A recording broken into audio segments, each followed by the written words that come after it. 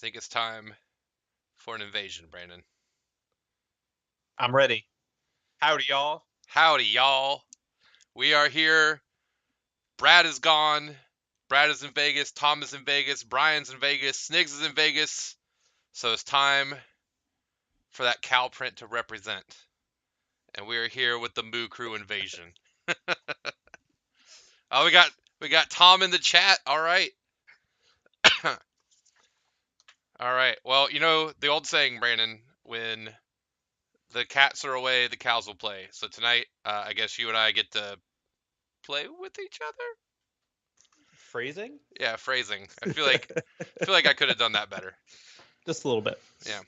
All right. So, uh we got a lot going on this week. This is kind of the unofficial end of the season as we are I think all finally relieved to move on to Arks of Omen. Not that there was anything inherently wrong with Nephilim, but I think it's just this weird nebulous of like we got two seasons overlapping right now, and I'm just kind of over that. I'm ready to move on. I'm ready to talk about some Arks of Omen. I'm ready to get some armies ready and ready to brew some lists. Uh, I think we got a few different things to talk about tonight. So I'm we excited. Let's get going. let's get going. So Brad did leave us homework, which does mesh well with our goal of talking about what our projects are coming up. Brad says that there has not been enough hobby talk on Table Talk Thursdays. And so we need to incorporate some hobby discussion. And I think that goes really well if me and you are both thinking about what do we want to do with our armies here in the Arks of Omen season. So we have a opportunity here for you and I, as I transition over here to the screen, to talk about conversions. Because as far as I know, there are plenty of people that do conversions, but I'm not aware of anyone that is as dedicated to making sure every model in the army is converted as you and I are.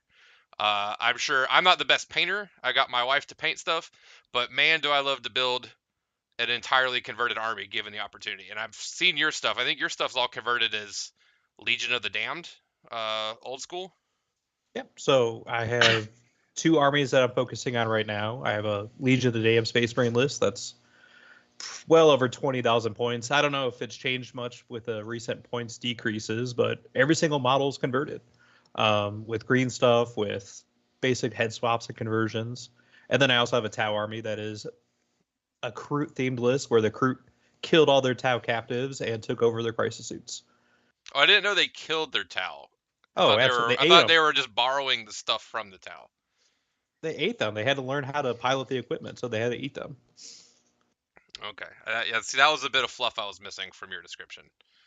All right. Oh, see, here's one on screen right now. We have the Kroot and the baby carrier. I love it. All right, see some of your armies. So walk me through your armies. Yeah. So we have three that we work on that are pretty converted right now. My thing with my Space Marines is it doesn't look like a big deal, but I have some contrast pictures here. We see some with some of my stuff on the left versus regular stuff on the right. I hate how small Firstborn Marines look now. They just don't look cool enough to me. So my goal is I will not put a model on in my list on the table if I can help it, unless it is Primaris sized up. So I have fully converted all my Sanguinary Guard, all my Death Company, all my characters to be Primaris sized. We do what we can to um, 3D print slash kit bash to kind of scale things up. Like I have a captain that's like made out of Gravis armor, which I thought was really cool. He's like an Inceptor jump pack captain.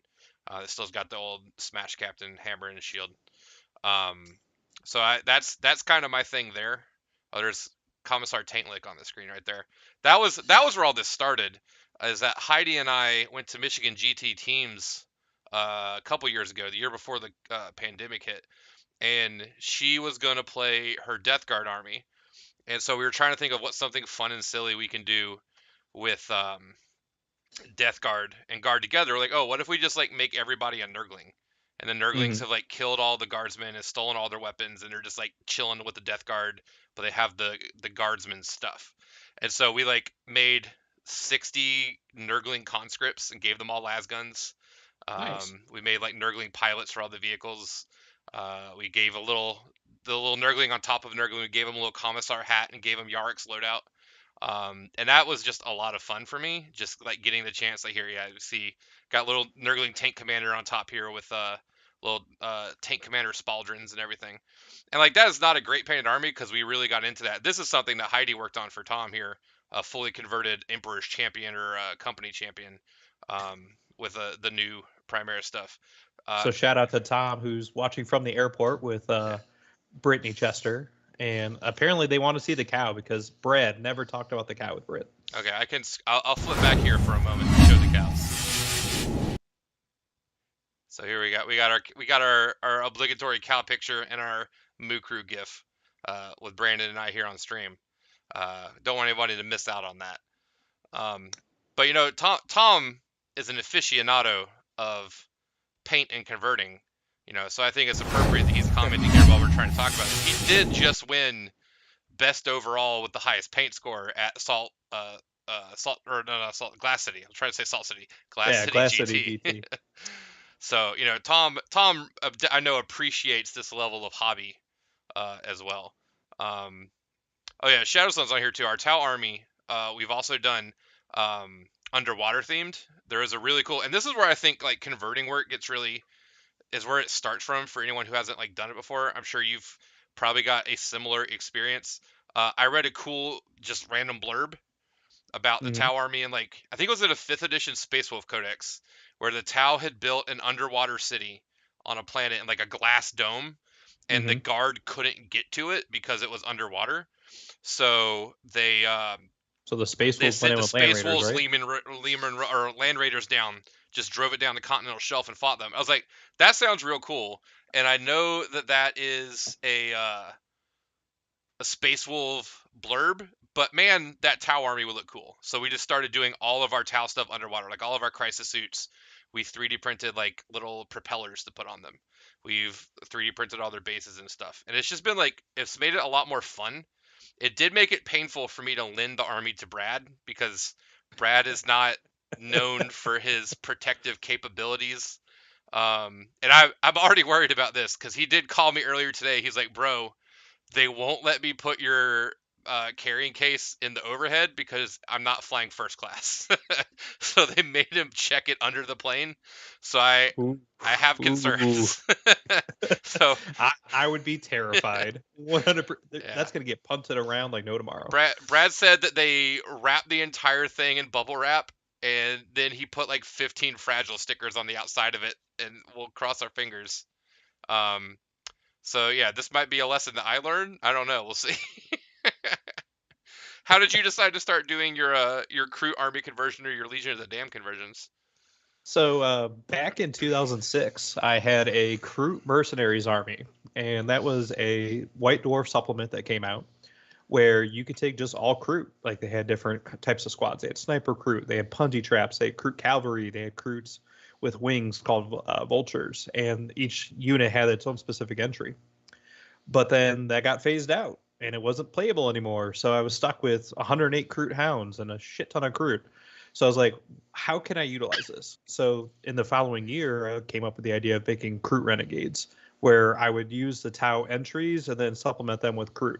So I have crisis suits that are piloted by Kroot Warriors. I have broadsides that are piloted by Kroot Narlocks, and you have the Kroot guys on the back shooting the Twin Link railguns. And it's just been a blast, and I'm happy to see him back on the table because they took a couple of years off, almost 8 years where they hadn't seen the table. So getting them revamped with the new Tau Codex this year or this past year was a great feat, and I'm really proud of that. The Legion of the Damned. So before I played Legion Damned, I've always played bike-themed armies since 2001. Always had a bike in my army, Mm-hmm. and I originally played Pure White Scars. I was all about it, and then about 8 years ago, they changed the rules White Scars from less of a focus on bikes to more of a focus on close combat. And I always had played it where it was like a shooting army. So I was like, well, all my models are functionally pointless. So how can I play Space Marines and use all these bikes and have it be competitive and look good? And I sold off all my White Scars and restarted a new list based on Legion of the Damned, thinking based on the Legion of the Damned fluff, they could be whatever they want. So I've played them as White Scars. I played them as Ultramarines, Dark Angels, Space Wolves, all the different chapters. And I'm going to continue to do that with the new Arks of Omens rules as well. So how did you do your conversions? Like, what did you look at doing? Like, I see all the flames on here on the speeders that were just on there, the bone structure. Are you green stuffing? Do you 3D print? What do you look for? So there's no 3D printing in my army. A lot of the flames. So originally they were all hand painted on, but you can see with these land speeders. So the bone structure is based off old Tomb King models. That's a mixture of the horses, the cavalry, and the chariot, which went out of production a very long time ago. But then the three-dimensional flames are all based off green stuff work. Okay. So some of the conversions, I have 40 plus Space Marine bikes back there and another 27 Scout bikes. And they're what they are. They're a chopper, so they have elongated spokes. And then they have a skeleton horse on each side, the left and the right, where the skeleton horse legs are holding onto the wheel. And they just look fantastic. I actually got that idea and expanded on it from an old Warseer forum entry. Someone I probably have hasn't no heard idea what that in that a very is. long Yeah. time.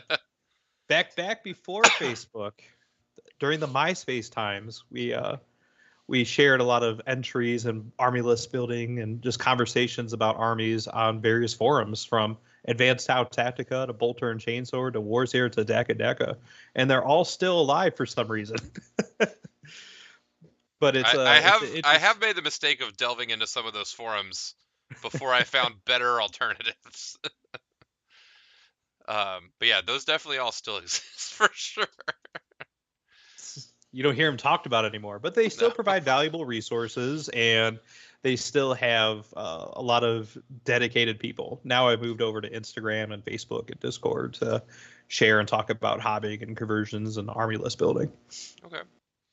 So, Corey wants to know, or he's suggesting that your inspiration for your army comes from really weird adult entertainment that you consume.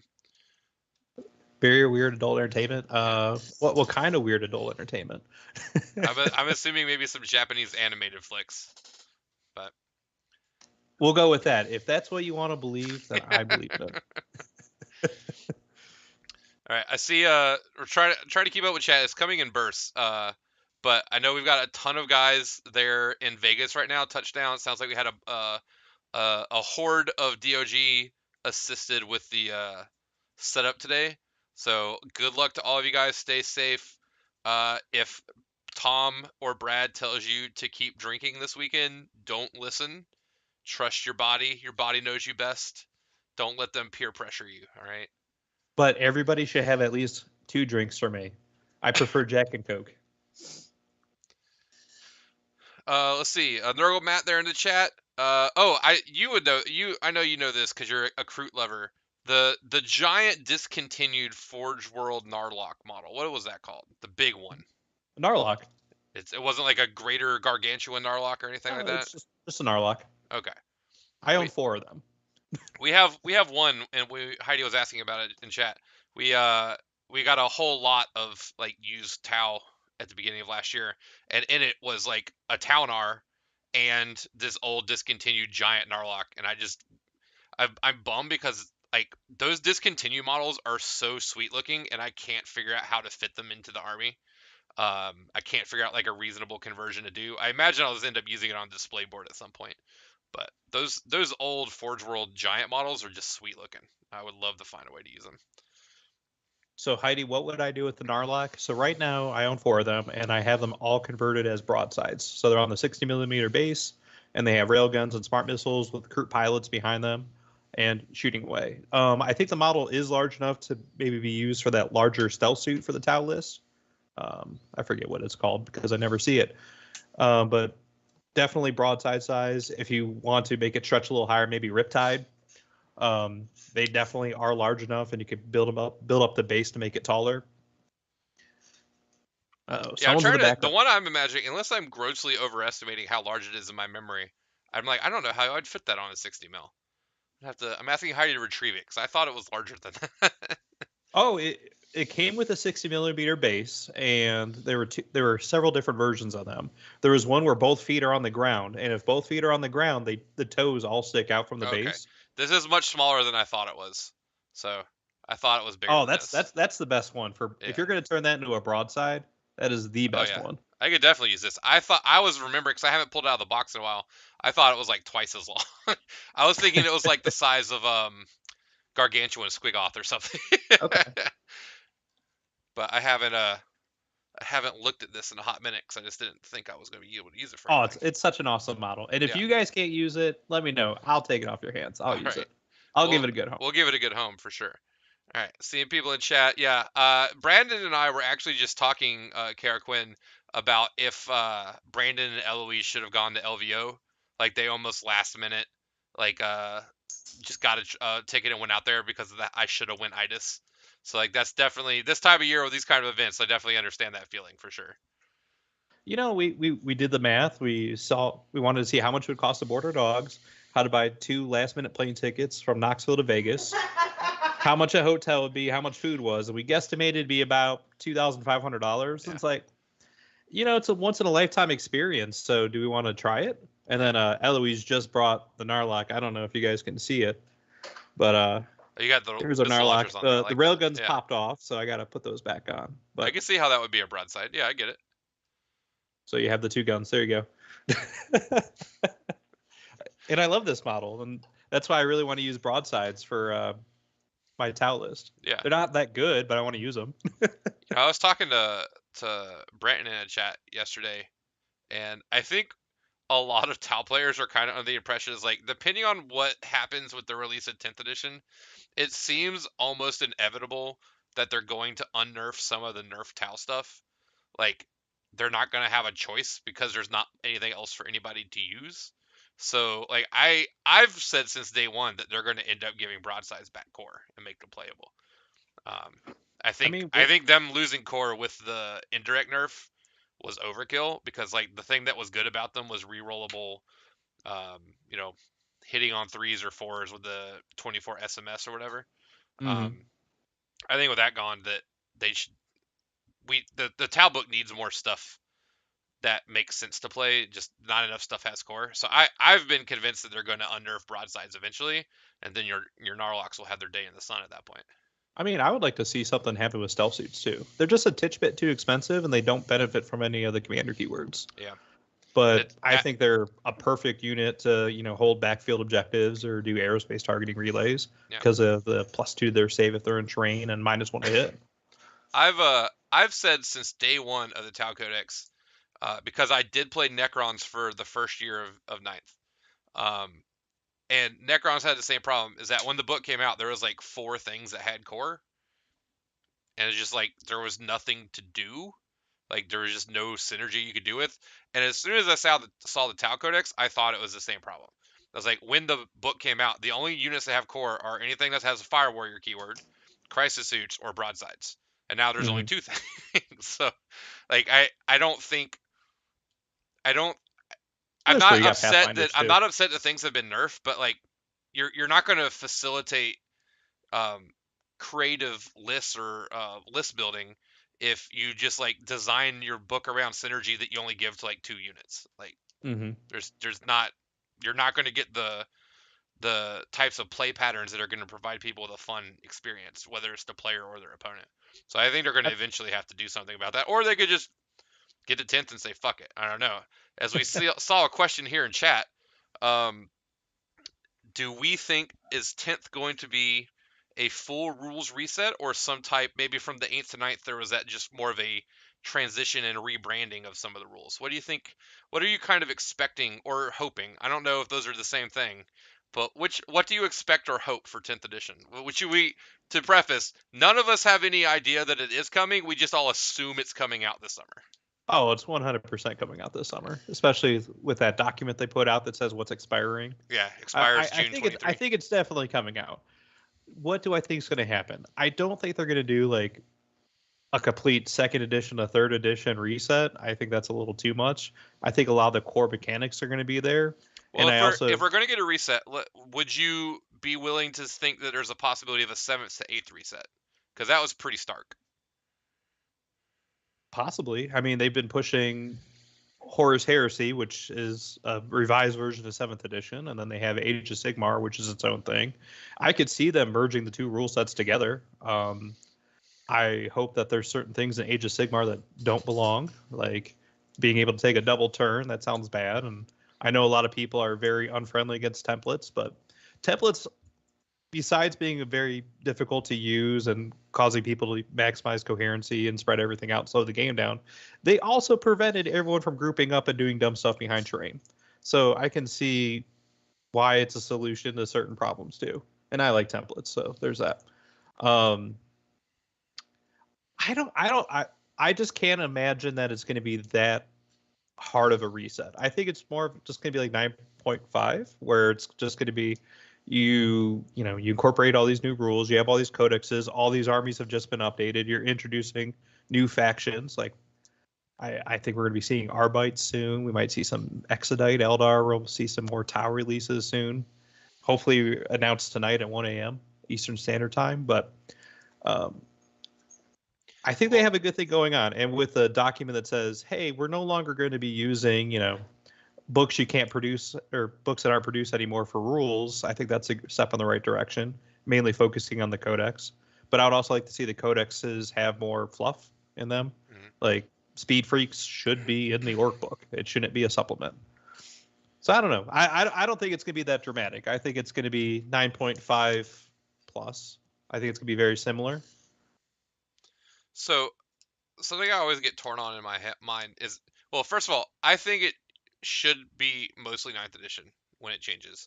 I think I kind of agree with Brad when he explains it, that I think the best way to make it a new edition without blowing it up and just kind of fixing this one is just removing the ability to layer stacks of combos onto the same units. Like, Mm-hmm. if you're limiting how many, like, if all stratagems are once a game, if units can only be affected by one command ability at a time, stuff like that. I think that would do a lot, because I feel like a lot of the dumb stuff that happens that's not fun to play against, or that creates unfun experiences for one player or the other, usually involves just like, all right, well, this unit is just buffed to oblivion and you can't do anything about it, and either you can never kill them or they're going to kill anything that you don't hide, or that just doesn't, it doesn't feel interesting to me. I mean, even from the transition from eighth to ninth, they fixed that a little bit, where Yeah, you used to have multiple hit modifiers and you couldn't hit yeah. anything. So I think if Um, they continue to hone that in, that could be really fun. But I don't want to see, like, I was just as you were. I played in seventh edition, and then I got to deal with Index Hammer at the beginning of eighth, and I don't really want to do that again, especially as two people who are going to go to ATC this summer, and we all assume that we're going to have to deal with whatever 10th edition is at ATC. I do not want to play Index Hammer ATC where everyone's just got it there's no actually balance between anybody's stuff. it was pretty fun. So I was there for ATC back when eighth edition launched, and they made a rule saying you could use unpainted models. And the team that I was on, we had 15 Storm Ravens, six of which weren't even painted, and we all put them on the table, and it was pretty delightful to see.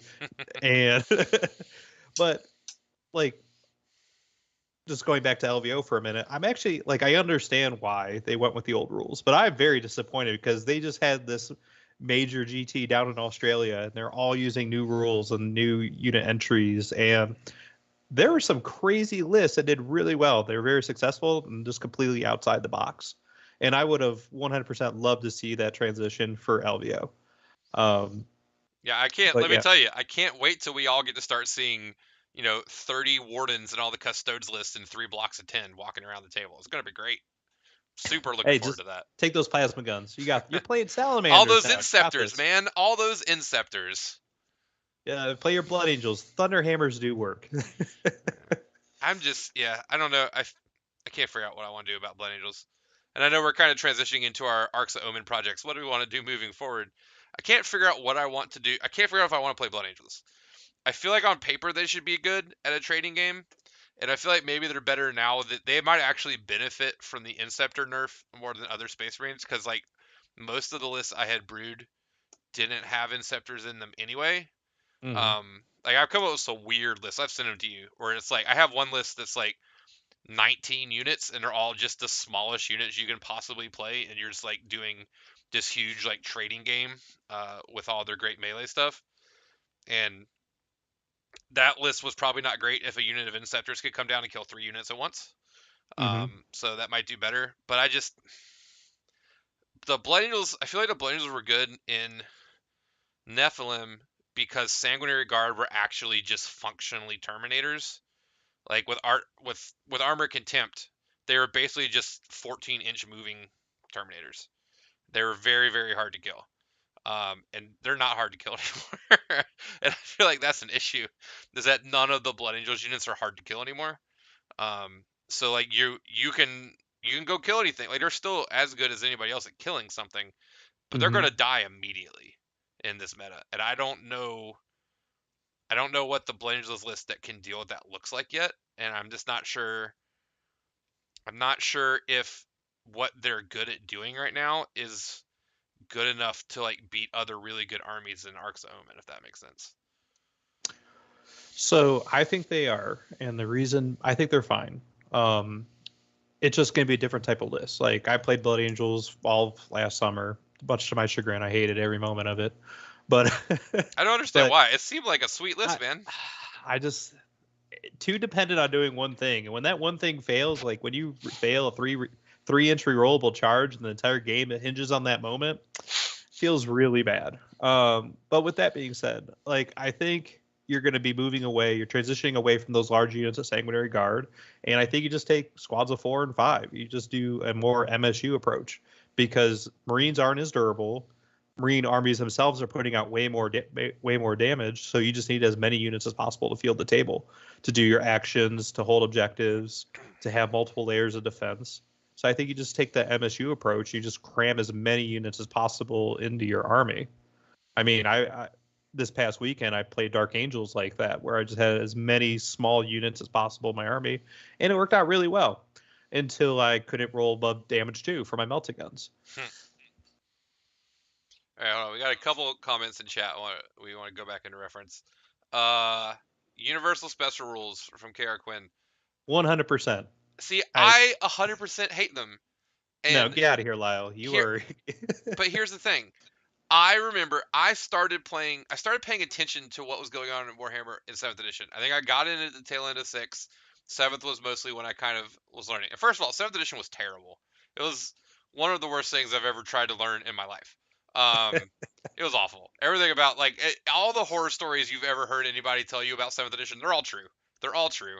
And no one's exaggerating. They're awful. it wasn't even the worst edition by I far. believe Just that, but it was terrible. Just because it wasn't the worst doesn't mean it was terrible. It wasn't terrible. Um, so my problem is during 7th edition, the Universal Special Rules was like a 16-page chapter of the book. There was 8 pages front and back of Universal Special Rules, and the joke was always that you could never play a perfect game of Warhammer because there was too many Universal Special Rules that you would never remember what all of them did all the time for an entire game. And I don't want that. Now, if you're going to tell me that we can make a 1-page document of these are like the 10 or 20 keywords that we're going to use over and over, fine. I'll get on that. But if you just say we need universal special rules again, no, because I'm just going to remember that chapter of the 7th edition handbook and I don't want to see that ever again. Ever. you know what? Should I send you a copy of the 7th edition rulebook and have you read over it like I one more have the time? 7th edition rulebook. I have it. It's in storage. I have it locked in a box like a Jumanji game because I don't want anyone to ever open it. It wasn't that bad at all. Like, okay, so prime example, even in the Death or Glory chat, I saw that people were arguing about redeployments and how redeployments work, and because Imperial Guard says something and Tau says something. And I'm like, it's redeployment. Like, why are there Yeah. two different versions of the There's same exact there should rule? be one version of that. I agree. I agree with that. And then I don't understand why we moved away from Deep Strike. Like, Deep Strike should just be in the codex instead of every single 900 different versions based on every codex. Like, I think the Tau book has 2 different types of Deep Strike. It doesn't make any sense. Like, why? Sure. Why? If you want to say that you want universal special rules that are like things that we all say, like deep strike, uh, outflank, um, intercept, feel no pain, whatever. I'll give you that. What I don't want, where I'm getting upset, is there are all these words like, um, what was it? There was like 3 different versions of fearless, and they each had like one more ability than the last one, but they were all functionally fearless. But depending on which version of fearless you had, you got extra abilities. There was like different ability. I can't remember the words, but there was like a word for If you got +1 attack when you charge, there's a different word for people that got +2 attacks when they charge. There's a different unit for people that gave people minus, like you could give someone like -1 attack when they charge, or you got like -1 attack and +1 attack. There's like redundancies of like different. They took different universal special rules and glued them together to make new universal special rules, and it became impossible to remember that. So if we're going to say that we're just like taking some general keywords, I'll give you those. That's fine. I don't want us to use universal special rules as an opportunity to start making new abilities that are all slightly different from each other again. Okay, I can see that, but I do feel like from the transition from 7th to 8th, they definitely streamlined the entries, but then they just made new entries, like Deep Strike is a prime example, or Feel No Pain, where each codex has their own different version, and I'm like, well, why? It's all the same. It's all 6+ Feel No Pain, or it's a 5. So just put that in the basic rulebook. It doesn't need to have its own special name. Yeah, I we could have this as a stream at some point. Not that it would be good viewing, but we could get the 7th edition rulebook out and just read the names of all the different universal special rules and Hey, leave compare my how they stubborn were all the Terminators same. alone. So, like, if there's a middle ground on universal special rules, I will acquiesce to that. But like, I all I remember is that the universal special rules were just what we have now, but they were codified. Like, all of us had slightly different versions of it, but they were put in the core rulebook. So you had to go reference the core rulebook for which version of the special rule you had, and that's not any better than what we currently have. Okay. So speaking of what we think is going to be coming up, I know that they're doing the Games Workshop previews this evening. So what models do you think are going to be shown? I mean, besides the obvious, they're showing Lizardmen because their preview screen has Lizardmen trees in the background. But So I'm the only model I recognize when they had that like Christmas Day, New Year's. I don't remember if it was Christmas Day or New Year's teaser screens. Um, but there was very clearly a new Farsight model, Mhm. which looks really cool. Um, I'm hoping that means that if they choose to reveal Farsight at this, because it would make sense when they're doing like character development at Ark of Omens, so you Mhm. could see a book that's kind of like Farsight doing stuff. Uh, I'm a huge meme lord. I love my memes. I will sacrifice um, quality list building for a meme because that's just who I am as a person. Um, I would really love to see the 8 come back. I would love for there to be Arks of Omen, the 8, and just have a book about the 8 and what they're doing, because I think the 8 are dope, and the idea of like the Farsight Enclave's version of the Avengers just running around kicking ass just sounds fun to me. So I would be super down for that. I imagine it's more likely it's just Farsight, honestly. But I think it'd be real cool to get like the 8 army of renown that you could slot your stuff into. I would Yeah, love just to see that. make it a White Dwarf entry. Yeah. Like I don't, and I'm not even saying it needs to be ultra competitive. I would just like to have it as an option, because it's just a cool thing to play is to play the 8. Um, I was thinking about this the other day, and I don't know that they would announce this tonight. Now, historically, I can't remember. I haven't been around for enough editions. Historically, do they announce new editions at LVO or at Adepticon? Whew. So the whole announcement thing is actually a relatively new thing, and Okay. that's come along in the last couple of years. They did announce 8th edition at Adepticon, and then so I would imagine the new edition will be announced at Adepticon. Okay. So we're not expecting a new announcement or an announcement of a new edition tonight. Um, So I would expect, so just based off the Christmas teasers, it looks like there's a Farsight model. mhm.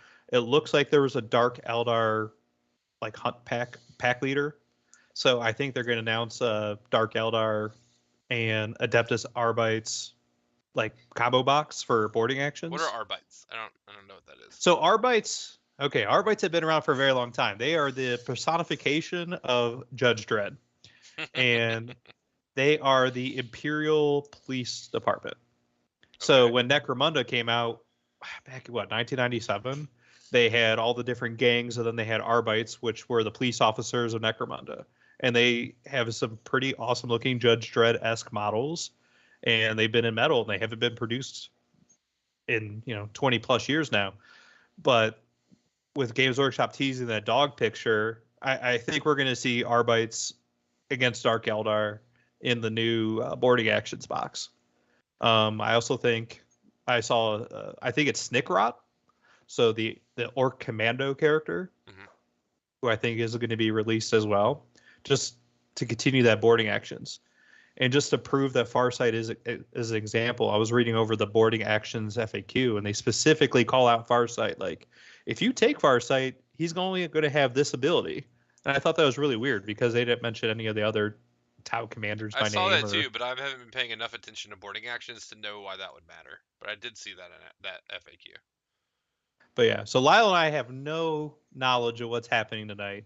We are making educated guesses based off of what we've seen teased by Games Workshop. So do you think they'll announce the new Primarch is coming tonight? We all I, assume one's coming. I don't think so. I think that's going to be announced. So I have a theory. Okay. So my theory is that the Space Marine battle forces that came out, the Ultramarines, White Scars, Raven Guard, Imperial Fist, those were supposed to have codexes in these last 6 months for to update the supplements for Space Marines. I think we were going to have an updated Ultramarines book and Raven Guard book, White Scars book, et cetera, et cetera.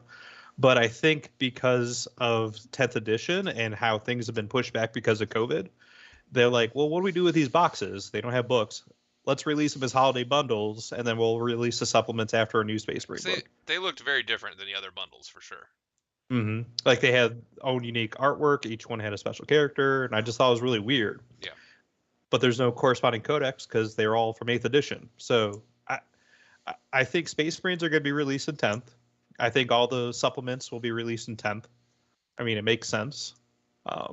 But I think the next 6 months are just going to be focused on Arks of Omen and releasing combat patrol or boarding action boxes. And So do you think it's more likely that if we get a new Primarch, and I think the common argument seems to be it's between Lehman Russ or the Lion. But if one of those two gets added to the game, do you think it's more likely to be as part of the Arks of Omen narrative, kind of like the Gathering Storm was a few years ago when 7th ended? Or do you think it's more likely to be part of a release for the beginning of 10th edition? I think they'll start talking about it in Arks of Omen, but I don't think we're going to get a physical model until the codexes come out. So everyone thinks the Lion's coming, which, I mean, they've been hinting at the Lion through various online I mean, posts and they've storylines, been hinting at Fulgrim for 10 years, and he's not here yet. So I don't know. right? So I wouldn't be surprised if they wait till Dark Angels Codex release after 10th edition. I also wouldn't be surprised if they did something with Mephiston and Astaroth and the Sanguinor because they're all going to. There I was wouldn't be. there was rumors for there's been rumors for a while that Blood Angels are going to be the Marine starter for 10th, and there were rumors that came out around the same time that the Sanguinor was going to get a centerpiece model similar to kind of Helbrecht, and that Dante was going to get a Primaris model, which would be sweet. Not, yeah, Primaris. I don't know that they're ever going to give him a Primarch level model, because that would probably make a lot of Blood Angels players angry if all of a sudden Sanguinius wasn't dead this whole time, even though we could all explain why, but like it kind of undermines that. Um, so I think we could see that, but if they're going to do a cool Primarch, it's weird. Like, why would you, if you're going to do a cool Primarch, why wouldn't you launch the edition with that Primarch? That seems counterintuitive to me, which makes me kind of question it a little bit. Because it seems like that would be the easiest way to start selling all these new books. Like, hey, come buy all these new units or this new book and this new rules edition, and here's the Primarch that goes with all these new rules. Like that Hmm. seems like the easiest thing to do. Not that GW tends to make the easiest I choices, I don't know. guess. Maybe we'll have a surprise release of like a 3 character pack, like they did for Gilman and was it the Voldus and Celestine. Yeah. So Corey thinks that World Eaters are the formula for 10th edition codexes. And I think he has a very interesting point because in the World Eaters book, they really cut down on the amount of entries and the amount of stratagems. Like there's only, I think, 6 or 8 stratagems in the World Eaters book, whereas like the Tau book has 4 pages of stratagems. Some of them are pretty interesting. Other ones are meh. Um, So I could see them cutting down on stratagems just because there's so many of them and not a lot of them get use. And KR Quinn is thinking that the Lion is going to be announced this evening, along with Battlefleet Gothic. So if they do a 40K supplemental game, I think I would like to see Battlefleet Gothic, but I think it's going to be Epic first. I think Epic has more of a history and more of a fan club than Battlefleet Gothic. I could be wrong though. I don't understand the popularity of most of the ancillary games. Like I'm not questioning their popularity, to be clear. I don't appreciate how much product they're moving because Hmm. they must be moving enough product that it makes sense to keep making these games. But like, I just never see anybody play them. I mean, Kill Team has been a gateway for introducing new units into the 40K universe, and Yeah, then you but have Necromunda, which is perfect for conversions. I've never But the seen other anyone play ones, Necromunda in person. I know people play Kill Team, but usually anytime I see a Kill Team event, there's like 8 people in it. So I don't know who's buying all this stuff. Clearly someone is. I just don't know who it mhm. is. So, So let's yeah, see. Medium thinks where there's no way the Lions coming tonight. You know what? I'm going to go on a limb here. I don't think the Lions going to be formally announced, but I think he's going to be teased. I would go with a Like, tease. Yeah, I don't think they would announce him, but I think a confirmation that something is coming. Kind of like what they did for the Silent King at the end of 8th edition. They started teasing him pretty early. Eloise, the Lion is a Primarch, like Bobby G, the Primarch who's terrible, no one uses anymore. Uh, I see Pete in chat talking about he wants Iron Hands to come back. I say bring it back because the amount of damage that is in the game now did not exist when that list was out. That list would die so fast now. Like it would still be, I'm sure it would still be annoying, but there's no way that you're just tanking that for 5 turns with the amount of damage that all the armies can do anymore. I mean, this past weekend I went to a RTT. We were using the new Arks of Omen rules, and I played against Sean Rice and his Iron Hands, and it was a surprisingly durable list. And he went MSU style, so he had three of the Gladiator tanks, he had three of the Land Speeders, 3 units of suppressors, 2 units of infiltrators, and some support characters. And being in Heavy Doctrine with that many shots and that mobility, it definitely did some work, and it made me like I was second guessing the Primera speeders, but I could definitely see taking a couple of my Raven Wing list now. I took Salamanders to an RTT this past weekend, and I played. I think I went Deathwatch Iron Hands Deathwatch, and my or sorry Deathwatch Emperor's Children Deathwatch. My Emperor's Children opponent. I'm not exaggerating.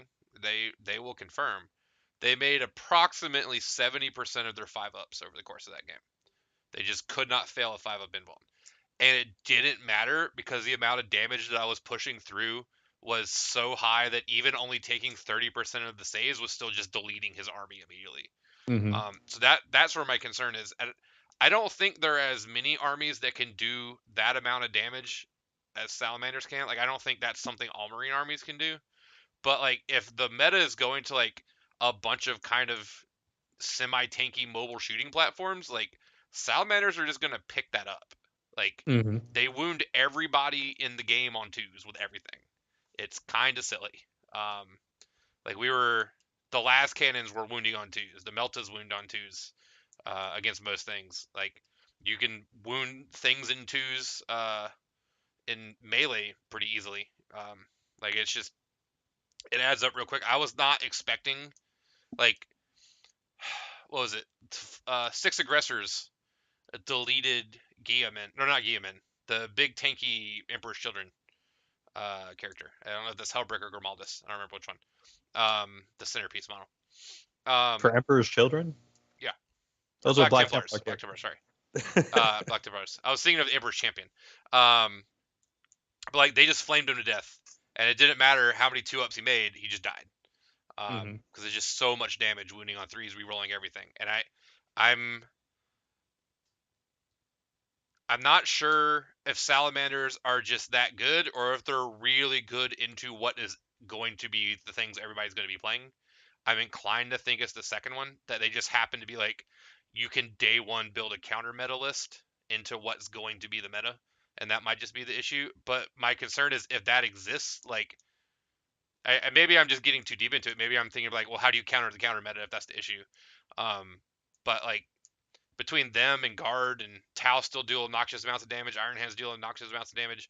I don't know that I would want to put any amount of stock into a durable list right now. You know what I mean? Like I just feel like that's like a trap trying to be No, durable. and that's why you take MSU.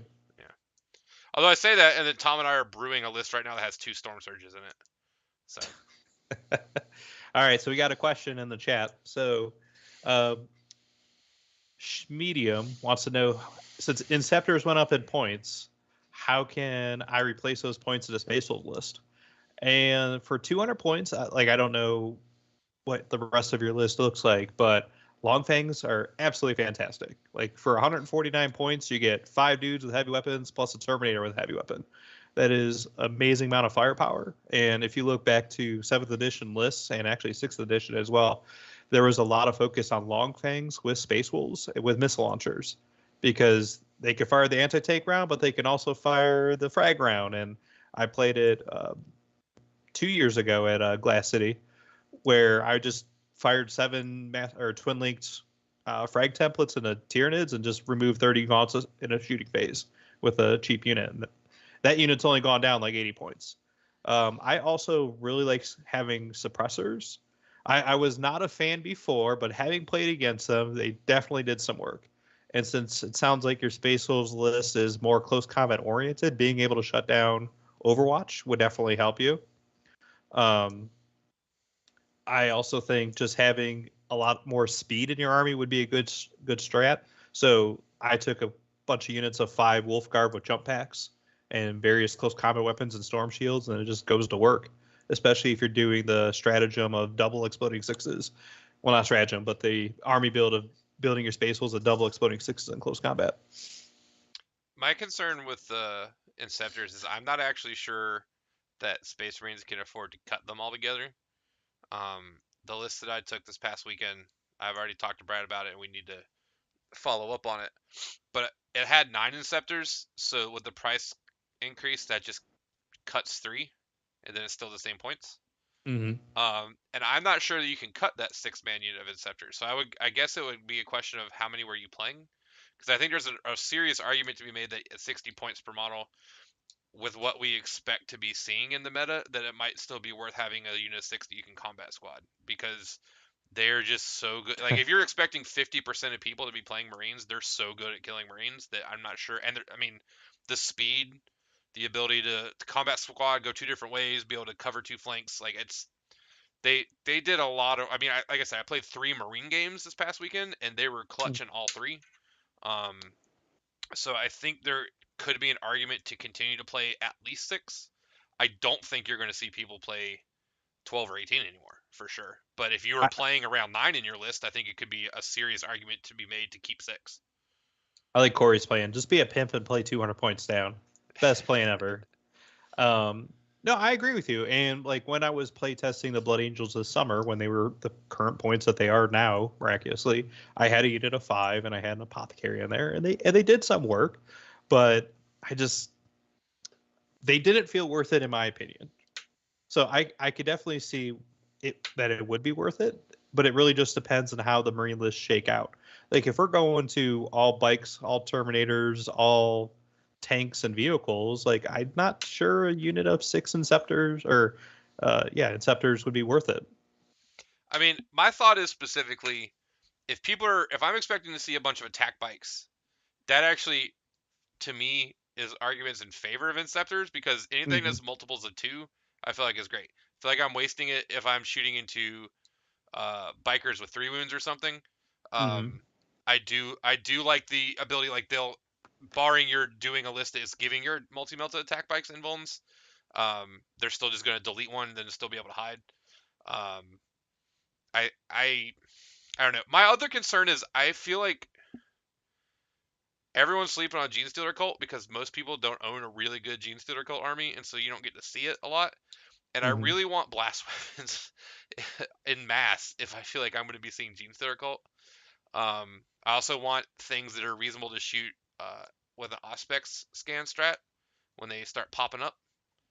Um, So I don't know. I think it just depends on what's the context of the list. If your list was Inceptor, or if your list was all melee Space Marine things and like 2 units of long fangs, and then your only other fast shooting element was Inceptors, I think there's an argument that you might still need something that fills that role in your list. Now, if you want to switch to attack bikes or something, or if Long Fang, or not Long Fangs, Wolfen can take a bunch of, I don't know if they can dual wield guns.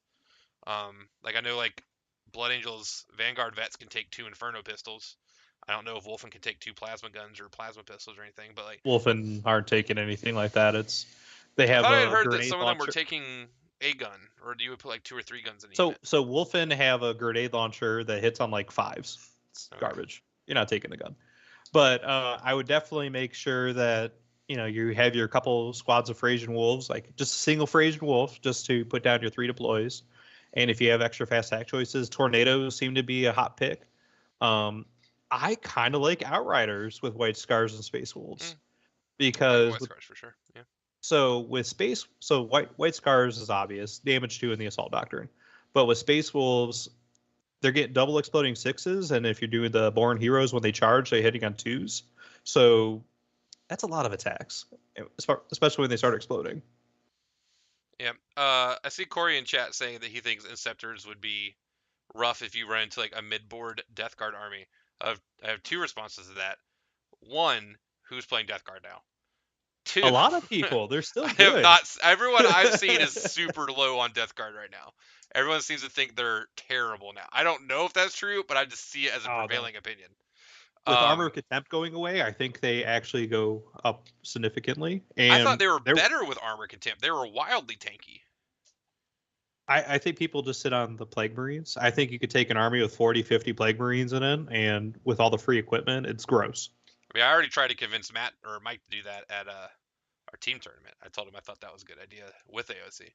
But Mm-hmm. second of all, I disagree with the sentiment because I think that a bunch of plasma marines or plasma inceptors wounding um, Death Guard marines at on threes anyway with AP4 is still fine. Like I'll still take that. I don't Yeah, need you them just to be don't two overheat them. damage. Yeah, I don't need it to be 2 damage. I'll just wound you on threes AP4, move on with my life. So all right. I don't see any other things. Yeah, I don't know. My only question to follow up on Indy's question, I just don't know what amount of shooting a Space Marine or a Space Wolf list has to have. I feel like the answer is a lot more than 0%. As someone who's tried to do the oops all melee army, I don't like that at all. No, you need something. And that's why I think having 2 to 3 units of Long Fangs is a good base, especially with the points decreases. And I mean, there's ways to get dreadnoughts across the board with Space Wolves. Like Wolf and I dreadnoughts are pretty cool. on your comment, I know long things are special because they can take the Terminator in the unit also, but I think people are really heavily sleeping on Devastators in all armies right now. I Hmm. think Devastator squads should be showing up probably in most Space Marine lists right now as at least a two of. Like even for 115 points, like the Salamanders list Brad and I made 115 points for 4 las cannons, a Armorium Cherub, a Combi Melta, and a Thunderhammer. Yep. Like that's great. And I know in Sally's, like those last cannons can wound on twos, which is wonderful. But like that's super efficient shooting if you're worried people are going to be bringing speeders and dreadnoughts into the meta. So I So think I we should see see more Pete. of I those. see that Pete's on the fence about suppressors. I For Iron Hands especially, I think suppressors are fantastic because you stay in heavy doctrine, so you get the Iron Hands benefits of rerolling ones and not counting as moving for hitting purposes, so you don't get the -1 to hit. So you Here's my can. question for you: do you think now this might be wishful thinking?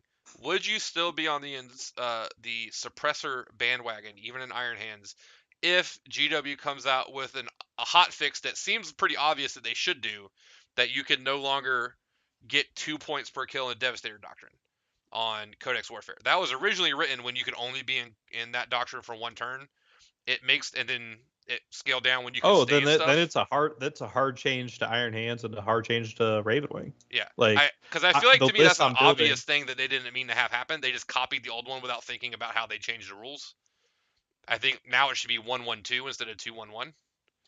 I don't know if they're going to, but if they did, I feel like that I feel like that would make me question a lot of units for sure.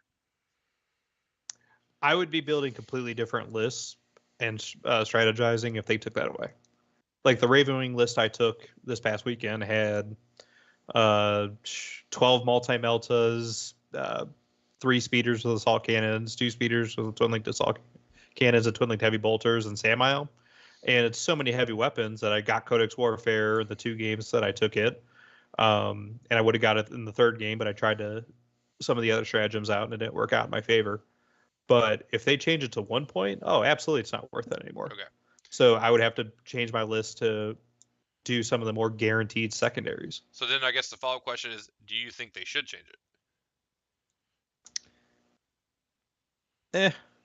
I mean, I don't know how much they're going to worry about changing and FAQing because there's a new edition that's coming in 10th edition. Sure. So if they do change it, I think it'll be changed after Adepticon, like they did with the Tau and the Custodes last year. So I think at least we have February and March to play it out and see how it actually works out. And it could be a trap too. There's some builds who don't really benefit from Codex Warfare, and like Blood Angels. Blood Angels, if you pick Codex Warfare, it'd be a terrible pick. Yeah. Well, and I guess that's my thought, is that the armies that there are going to be armies that do just abuse it, and I feel like I'm not mad at those players for doing it. I'm mad at GW for not realizing that if you change A, B also is linked to that. Mm-hmm. I mean, that's classic GW, but like, I don't know. I guess we'll see if Iron Hands and Deathwatch and whoever starts just farming tournaments. But that's only one secondary, and like I've noticed with my Ravewing, that sure Codex Warfare could get 15 points, but the other ones aren't really a guarantee because of how deadly the meta is. And if you're unable to get, engage on all fronts, or if you're unable to get behind enemy lines, or the list I took was physically unable to do shadow operations because they had no infantry to put up banners, or I'm not going to risk rolling a 2 or less on a die roll for retrieve omen data. I don't know what it's called now. I'm hurting. I'm not getting those hundreds. I might get a win, but I'm getting a 70-point win or 80-point win. Yeah, I did not score 100 at any point this weekend. I did score 100 against Tau. I was pretty impressed with myself. And he had more shield drones that I could shake a stick at. Well, those shield drones don't have guns, so that helps.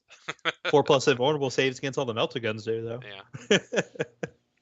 All right. So we have about 5 minutes. Yeah, I was gonna say we're winding down here, so I think it's time for us to make some. I have written down last-minute predictions about LVO. So I think first, before we get to that point, we need to put the cow back up. Okay, we gotta go back. In honor of our Moo Crew brothers who are physically busy this evening who can't join us. Moo Crew. Hope you guys appreciate the flaming cow. Where I come from and where you live now in the South, we call that a barbecue. I guess we should have a quick discussion on what's the best cut of beef. I don't know.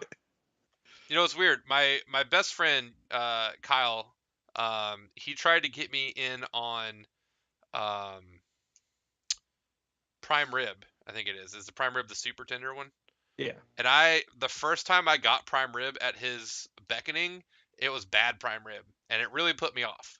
So okay. I feel like I am perfectly happy now with just a good old T-bone.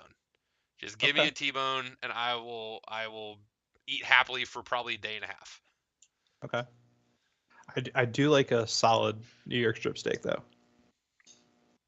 But Lyle, when you come visit, we'll have to go to a steakhouse, a Brazilian steakhouse, so you can have all the meat. Man, I feel like have you ever had the meat sweats, Brandon? Yes. The mention, and it happens at a Brazilian steakhouse. Yeah, the mention of the word Brazilian steakhouse just inherently starts giving me the meat sweats. That's like a level of anxiety that only occurs at Brazilian steakhouses with fat guys. Hey, we could go to one at Adepticon. Because I think the entirety of Moo Crew is going to Adepticon, so we can. Yeah. Well, I will say we have a Moo Crew team, and oddly enough, you're not on it. I don't know how that happened. I think when the team was formed, we assumed you were not coming to Adepticon. I wasn't planning on it, so Eloise and I we had plans to be in Europe in the weekend of Oh, Adepticon. okay. Because I And didn't so, think we could possibly have been that big of jerks to not invite you. well, you were a jerk because I didn't get an invite. But yeah, so we were planning on going to Europe, and then plans got canceled because we wanted to go for a work trip, and her work said maybe in August. So they just keep changing their mind. So as of Glass City, we decided to go, and we're going hard. We're going to be playing with Kramer. We're playing with Kramer's friends, Mike, and Eloise decided that she wants the pain and pleasure of painting 4,000 points of Eldar. So we're taking a Protoss themed Eldar army to Adepticon Now, team is trip. this? I feel like this must be a Dark Eldar army because of the amount of torture that Eloise is going to be putting herself through. Uh, yes.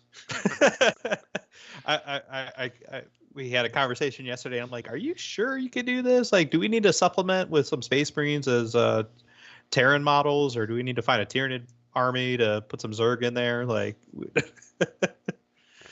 Now we're going much. I don't know if it's simpler or not.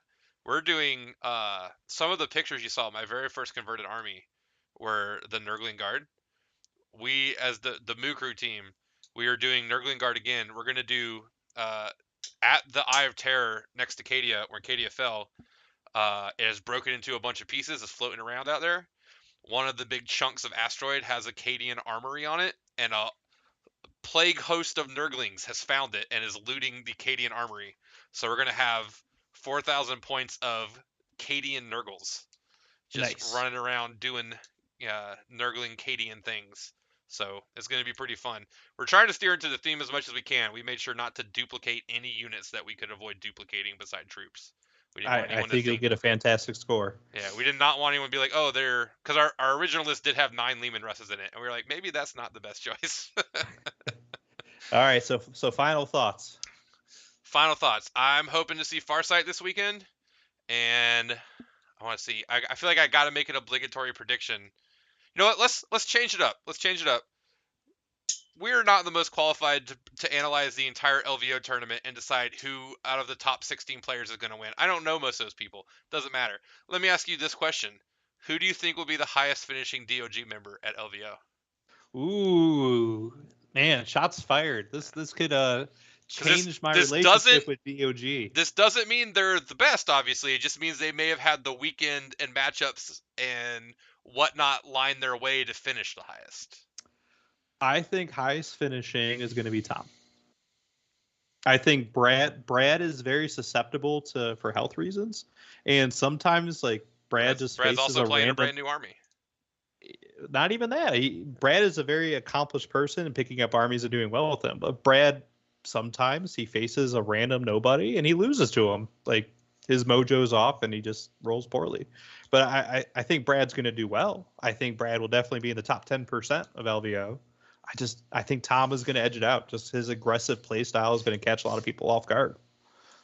Yeah, I've been trying to talk myself into the idea that maybe Brenton or Josh could have a real strong weekend and jump Tom. And that's not to say they can't. I think there's a legitimate chance that could happen. I just keep coming back to I don't know that Tom is so good on player place terrain with Tau. He's Mm-hmm. so good at player place terrain. And it's such a weird specific skill set to be good at player place when you have a shooting army. I feel like Mm-hmm. that's just going to give him a lot of good chances to win games this weekend. So I feel I like I'm going mean, to have to go Tom also.